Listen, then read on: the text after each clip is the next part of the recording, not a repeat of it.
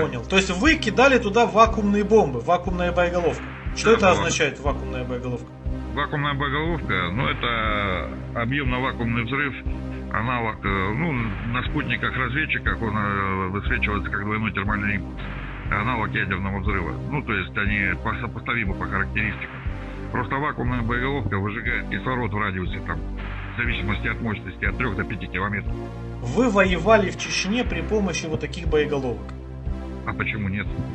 Так это же вроде... В Чечне применялись кассетные, вакуумные и игольчатые боеприпасы.